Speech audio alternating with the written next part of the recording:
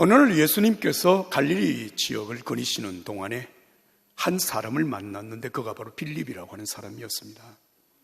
예수님이 그에게 말씀하시기를 나를 따라오너라.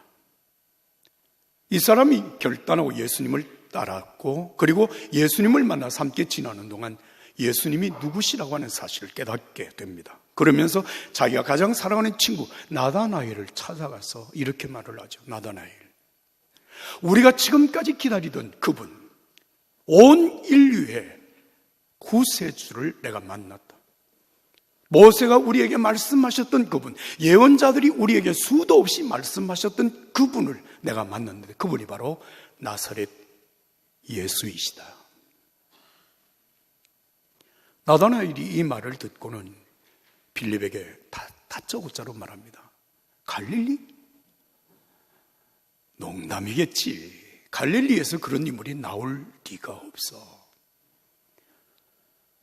빌립이 다시 말합니다. 내 설명이 부족하니까 직접 가서 예수님을 만나보자고. 예수님을 만나보고 난 다음에 당신이 판단을 해도 늦지 않다는 얘기를 합니다. 그래서 빌립의 강요에 의해서, 강권에 의해서 나다나엘이 예수님을 만나게 됩니다. 바로 그 순간에 예수님과 나다나엘 사이에 놀라운 대화가 오고 가게 됩니다. 예수님께서 나다나엘을 보시자 말자 말씀하십니다. 이 사람은 참 이스라엘 사람이다. 마음에 간사한 것이 없다. 거짓이 없다. 그렇게 말씀을 하셨습니다. 깜짝 놀란 나다나엘이 예수님께 이렇게 반문합니다. 아니, 당신 나를 언제부터 안다고 나에게 그런 말을 하는 것입니까? 예수님이 다시 말씀하십니다. 빌립이 너를 내게 데려오기 전에 네가 무화과나무 아래에 있을 때 내가 너를 보았다. 이 말씀을 듣자마자 나다나엘이 예수님 앞에 무릎을 꿇습니다. 당신은 정말 하나님의 아들이십니다. 이스라엘의 왕이십니다. 예수님께서 나다나엘에게 다시 말씀하십니다. 내가 너를 무화과나무 아래에 있는 것을 보았다고 해서 나를 믿느냐? 그건 아무것도 아니야. 앞으로 내가 더 큰 일을 보리라. 하늘이 열리고 인자 위에 하나님의 천사들이 오르락내리락 하는 것을 내가 보게 될 것이야. 여러분, 오늘 우리가 함께 읽은 본문의 말씀이 그 내용으로 되어져 있습니다. 여러분, 이 본문 말씀 속에서 우리는 몇 가지 중요한 사실을 발견하게 됩니다.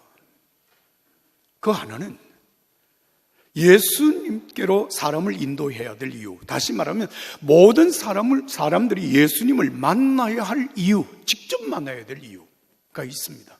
여기는 두 가지 이유가 있습니다.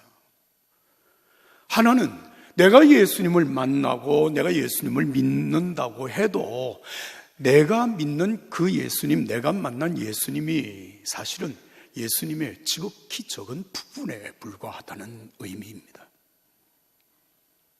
여러분, 우리가 오래전부터 우리가 들었던 얘기 중에 앞을 보지 못하는 사람들이 코끼리를 만져보고 난 다음에 하는 얘기가 있습니다.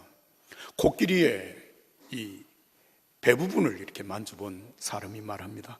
코끼리가 마치 벽과 같더라, 이렇게 얘기합니다. 그랬더니 옆에 있는 사람이 아니, 코끼리는 마치 기둥과 같더라, 이 다리를 만져보았다는 얘기입니다. 그랬더니 또 한 사람이 말합니다. 아니, 코끼리는 움직이는 큰 몽둥이와 같다, 코를 만져봤단 말이에요. 여러분, 이들이 말하고 있는 코끼리가 사실입니까? 사실이 아닙니까? 거짓말은 아니잖아요. 만져봤잖아요. 그러나 다만 그 만져보는 것은 한 부분을 보았을 뿐이지 코끼리 전체를 보지 못했던 것입니다. 빌립이 나다나엘에게 예수님에 대해서 열심히 설명을 했지만 그 설명이 흡족하지 않은 거예요. 충분하지 않는 거예요. 여러분, 오늘 제가 여러분들에게 설교를 하지만 이 설교가 여러분들에게 충분하지 않을 수 있습니다. 그러므로 여러분들이 직접 예수님을 만나셔야 됩니다. 그렇습니다. 또 한 가지 이유가 있습니다.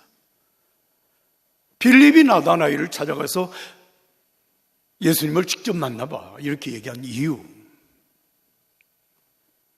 내가 예수님을 만났고, 그리고 예수님에 대해서 내가 알지만 내 자신의 삶이 사람이 볼 때 충분하지 못하다는 겁니다. 그래서 가끔 우리가 사람들이 예수 믿으라고 교회 나오라고 이렇게 얘기를 하면 아주 부정적으로 반응하는 사람들 중에서는 니나 잘 믿으세요 이렇게 얘기하는 거예요. 당신이 그렇게 살면서 뭐 예수를 믿으라 자신을 그렇게 얘기할 자격이 되느냐라고 하는 얘기입니다. 여러분 사실 그런 말을 들으면 저도 할 말이 별로 없습니다. 저도 부족하니까요. 그러나 한 가지 분명한 것은 있습니다. 제가 예수 믿는다고 하는 것은 분명한 사실이고 예수 믿음으로 말미암아 하나님의 자녀가 되었다는 사실은 분명합니다. 그리고 내가 예수님을 믿기 이전보다 지금의 삶이 엄청나게 변화되어졌다고 하는 것도 사실이지만 또 한 가지 사실은 아직도 온전치 못하다고 하는 사실입니다. 그래서 내 자신의 부족함을 바라보는 사람들에게는 내가 더 이상 할 말이 없단 말이에요. 그래서 우리가 나를 보지 말고 내가 믿는 예수님 직접 만나보라는 것입니다. 한번 따라가서 합시다. 와서 보라. 말의 의미가 그것입니다. 와서 보라. 와서 보라. 만나보라는 것입니다. 그때 판단을 해도 늦지 않다는 말씀입니다. 여러분, 예수님을 만나게 될 때 우리의 삶 속에 놀라운 사실이 드러나게 되는데요. 여러분, 오늘 그 사실을 47절과 48절에서 우리가 한번 읽어보도록 하겠습니다. 47절, 48절 읽습니다. 예수께서 나다나엘이 자기에게 오는 것을 보시고 그를 가리켜 이르시되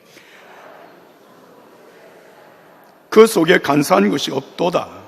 나다나엘이 이르되 어떻게 나를 아시나이까? 예수께서 대답하여 이르시되 빌립이 너를 부르기 전에 네가 무화과 나무에 있는 것을 내가 보았노라.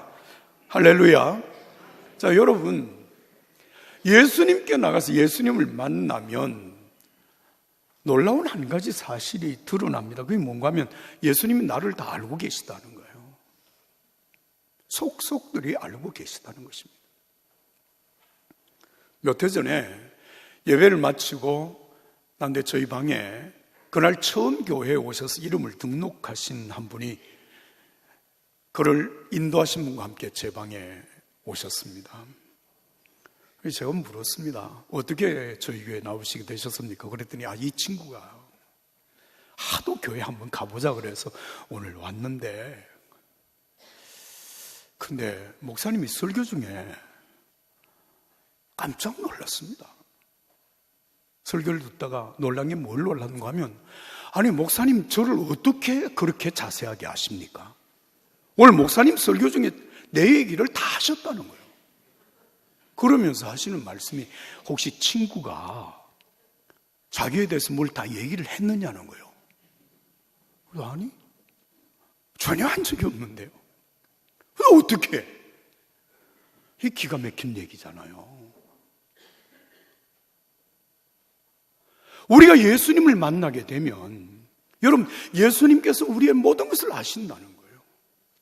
머리카락까지 세신 바 되셨다라고 여러분 성경은 그렇게 기록을 하고 있습니다.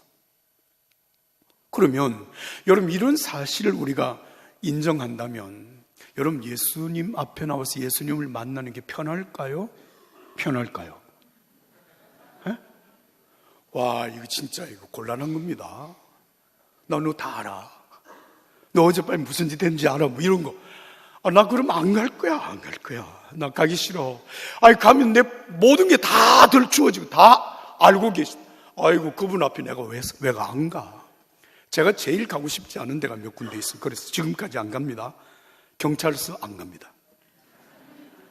법정에 안 갑니다. 가면 뭐 잘못을 다 들추어내는 데잖아요. 거기. 아이고야. 안 가요. 왜 가요? 왜? 지금까지 그래서 안 갑니다. 앞으로도 안 갈 겁니다. 왜 갑니까? 여러분, 하나님 앞에 우리가 예수님 앞에 나갈 때 예수님이 나의 모든 것을 아신다. 안 가. 가기 싫어. 안 간다니까요. 못 가. 사람들이 왜 우상을 숭배하게 될까를 생각해 봤습니다. 다 하나님이라고 얘기를 하고 섬기는데 우상은 만들어 놓고 딱 이렇게 모셔놓고 나면 우상이 나를 따라다니질 않아. 그냥 내가 필요할 때 가서 제물 바치고 필요할 때 내가 도움을 간청하고 요청하고 하면 그냥 그 자리에 가만히 있어. 내가 갔다가 실컷 일하다가 돌아와서 또 만나면 돼. 그런데 이건 하나님은 달라요. 하나님 세상 끝날까지 따라가시겠다는 거예요. 내 자리를 하늘 끝에 펼지라도 내가 거기에 있고 네 자리가 저 바닷가의 자리에 자리를 펼 내가 거기도 있고 네가 땅 속에 들어가도 내가 거기까지 간다는 거예요. 아이고야, 이 큰일 났네요. 우리 하나님 어떻게 믿어요? 지긋지긋하다 이거. 못 믿겠다. 여러분 그런 생각이 들지 않습니까? 그건 여러분 염려하지 마십시오. 우리 예수님 앞에 나올 때 예수님이 우리의 모든 것을 아시지만 우리의 허물과 우리의 죄, 우리의 약점을 아시고 그 약점을 잡고 너 제대로 할 거냐 안 할 거냐 이렇게 우리에게 다그치는 분이 아니십니다. 우리가 예수님 앞에 나올 때 여러분 이 십자가의 의미가 무엇인가 하면 우리의 모든 허물과 우리의 모든 부족함과 우리의 모든 죄를 이 십자가에서 죽으신 예수 그리스도의 그 보혈이 우리의 모든 허물과 죄를 덮으시고 우리의 죄를 씻으시고 용서하시고 하나님 앞에 설 수 있도록 인도하여 주시는 하나님의 은혜가 있습니다. 그러면 하나님께서 예수님께서 만나시고 우리를 아신다는 것 무엇을 아신다는 말씀입니까? 우리가 비록 연약한 중에 죄 가운데 살았음에도 불구하고 그러나 우리의 마음속에 하나님을 향한 간절한 기도가 있습니다. 뜨거운 소원이 있습니다.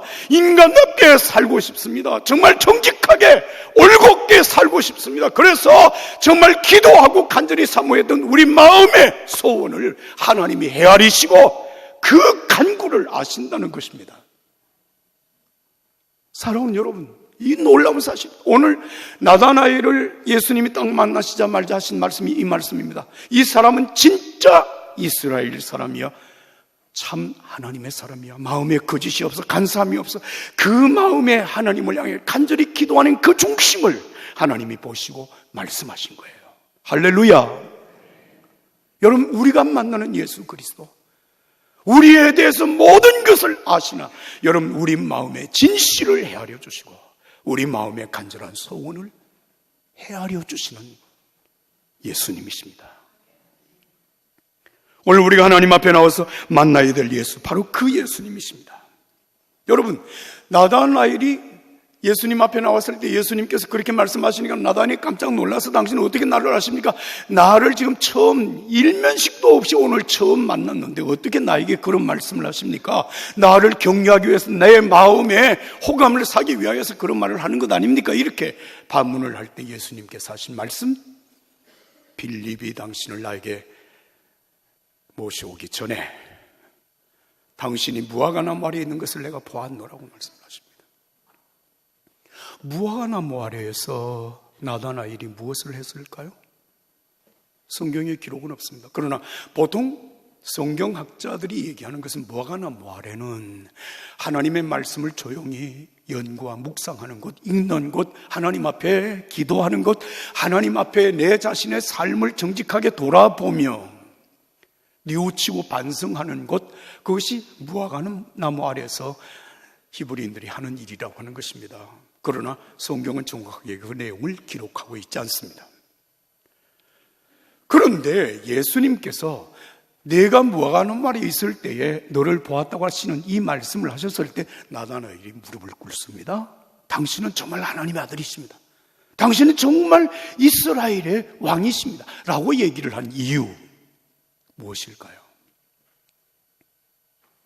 나다나엘이 무화과나무 아래서 행한 일은 아무도 누구도 알 수 없는 하나님과 나 사이에 이루어진 얘기입니다. 그것이 기도였는지 아니면 그것은 그 마음의 간절한 소원을 하나님 앞에 내어놓은 것인지 누구도 알 수 없는 하나님만이 아시고 나만 아는 그 일, 예수님께서 그 나다나엘을 보셨다고 하셨을 때 나다나엘이 고백해, 당신은 진짜 하나님의 아들이십니다. 당신은 이스라엘의 왕이십니다. 그렇습니다. 여러분, 누가복음 15장의 말씀을 보시면 탕자가 아버지의 재산을 다 이렇게 상속을 다 이어받아가지고 밖에 나가서 다 탕진하고 아버지 집으로 다시 돌아오는 이야기가 기록이 되어 있습니다. 아들이 돌아왔을 때 아버지가 그 아들을 보고 이렇게 말했습니까? 야 이놈아, 왜 나갔어? 나가지 말라고 그랬잖아.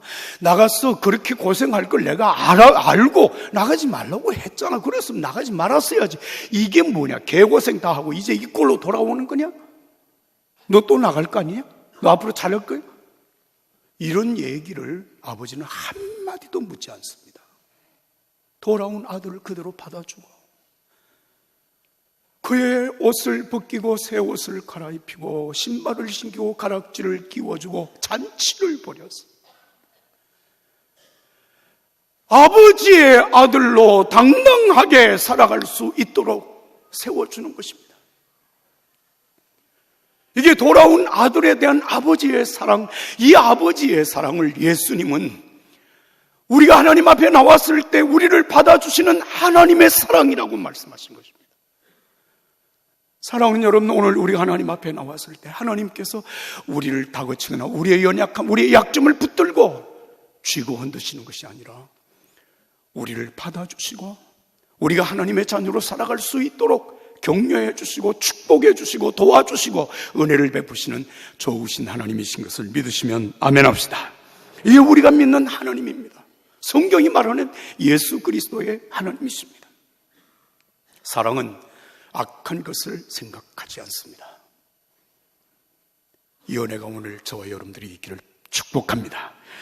그러나 우리가 예수님을 만나면 그 만남이 여기에서 끝나는 것이 아닙니다. 오늘 성경 본문 50절과 51절의 말씀을 우리 한 목소리 읽겠습니다. 50절, 51절입니다. 예수께서 대답하여 이르시되 내가 너를 무화과나 마리에서 보았다 하므로 믿느냐? 이보다 더 큰 일을 보리라. 또 이르시되 진실로 진실로 너희에게 이르노니 하늘이 열리고 하나님의 사자들이 인자 위에 오르락 내리락 하는 것을 보리라 하시니라. 할렐루야. 따라서 합시다. 이보다 더 큰 일을 보리라, 경험하리라. 할렐루야. 여러분, 예수님을 만나고 예수님을 믿음으로 살아가는 우리의 삶 속에 지금까지 내가 살아오면서 경험했던 그 어떤 것보다도 더 큰 일을 보게 되리라, 경험하게 되리라. 예수님 우리에게 말씀하시는 것입니다. 이것이 오늘 믿음 안에서 우리가 하나님 앞에 기도하는 이유고, 이것이 우리가 믿음으로 하나님 앞에 나가면서 끊임없이 하나님 앞에 우리의 소원을 아뢰는 이유이죠. 제가 오늘 여러분들에게 세 사람을 소개하려고 합니다. 한 사람은 이지선이라고 하는 사람, 한 사람은 김혜영이라고 하는 사람이고, 한 사람은 김인강이라고 하는 사람입니다. 여러분, 이 사람들 아십니까? 이분들이 다 한국 사람이고 한국에 지금 살고 있어요. 이제 50대, 아직도 젊은 분들입니다.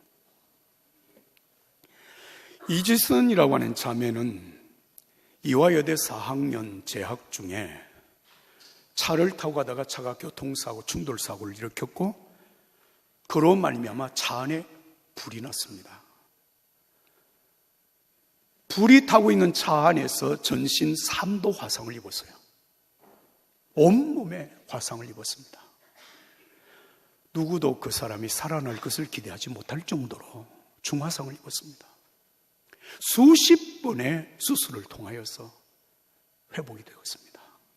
그런데 회복이 된 자매의 모습은, 우리 교회도 이분이 오셨댔거든요. 얼굴은 다 화상을 입어서 화상의 흔적들로 가득하죠. 손은 다 불에 타서 조막손이 되었습니다. 온몸에 화상의 흔적들입니다. 여러분, 그 예쁜 자매가 그렇게 되었을 때 여러분 어떨까요? 절망이죠. 그런데 이 자매가 지금 여러분 뭘 하고 계신지 아십니까? 미국에 가서 공부를 하고 학위를 하고 대학에서 후학을 가르치는 교수가 되었습니다. 김혜영이라고 하는 사람. 그래서 이지순 자매가 쓴 책이 지선아 사랑해, 지선아 사랑해라고 하는 책입니다. 이 책의 제목은 사람들이 자기를 향해서 하는 말이기도 하지만 여러분, 예수 안에서 그렇게 외형은 다 무너졌지만 예수 안에서 새로워진 자기 자신을 향한 자신의 사랑입니다. 지선아 사랑해.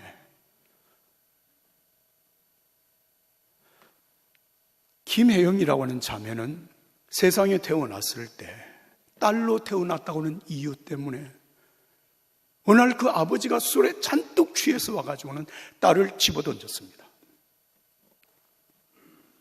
장애를 입었습니다. 평생도록 자란 키가 134cm입니다. 134cm. 우리 교회에 와서 자기의 삶을 간증을 했습니다. 가난한 가정에서 배움의 길이 열리질 않았습니다. 가사 도우미로 활동을 하는 중에 글을 터득하기 시작을 했고 한자를 공부하기 시작을 했습니다. 그리고 학교를 다녀서 여러분 미국에 가서 공부를 하고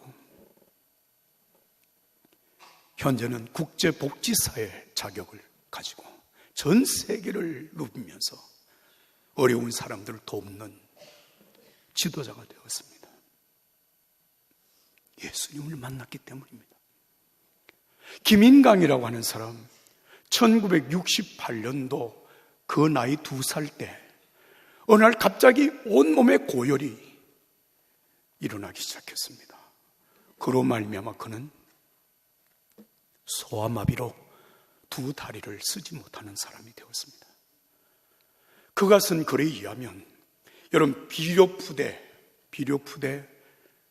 위에 올라앉아서 한 손으로는 비료푸대를 끌고 한 손으로 땅을 짚고 몸을 움직이는 중증 장애인이 되었습니다. 물론 정규 공부를 하지 못했습니다. 그런데 이분이 예수님을 만났습니다. 그리고 대학을 갔고 미국에서 PhD 학위를 받고 서울대학의 교수로, 수학과 교수로 와서 가르치다가 지금은 고등과학원 교수로 천재적인 수학자가 되었습니다. 여러분, 제가 이런 말씀을 드리면 여러분 속에 혹시 이런 생각을 하는지 모릅니다. 아이고 목사님 그만하니까 그만큼 될 만하니까 그렇게 된 것 아니겠습니까? 여러분 이런 생각을 하실는지 모릅니다. 여러분 아닙니다. 그들이 처해 있는 상황은 비참 그 자체였습니다. 살 소망이 어디에도 있을 수 없는 그런 상황에서 그들이 예수님을 만났고 그 예수님과 함께하는 삶 속에 이루어진 더 큰 일들이 그들의 삶 속에 이루어진 것입니다. 따라서 합시다. 이보다 더 큰 일을 보리라. 예수 안에서 오늘 우리가 예수님을 만나고 그 예수님과 함께 사는 삶 속에 이루어질 하나님의 역사가 바로 그와 같은 역사입니다. 하늘이 열립니다. 예수님으로 말미암아 하나님의 사자가 우리의 삶 속에 오르락내리락 하는 것을 경험하며 하나님이 우리에게 베푸시는 그 은혜와 그 축복의 역사가 내 삶 속에 이보다 더 큰 일을 이루어 가시는 하나님의 역사를 경험하게 되리라. 주님이 말씀하시는 것입니다. 여러분 이것이 이 세 사람만의 이야기입니까? 아닙니다. 오늘 저의 이야기이기도 하고 여러분들의 이야기이기도 합니다. 내가 예수님을 알기 전 그 이전의 삶과 그 이후의 삶은 하늘과 땅처럼 다른 삶이 되었습니다. 누구든지 그리스도 안에 있으면 새로운 피조물이라. 이전 것은 지나갔으니 보라 새 것이 되었도다. 예수 안에서 예수님과 함께 이보다 더 큰 일을 경험하며 살아가시는 여러분이 되시기를 예수님의 이름으로 축복합니다.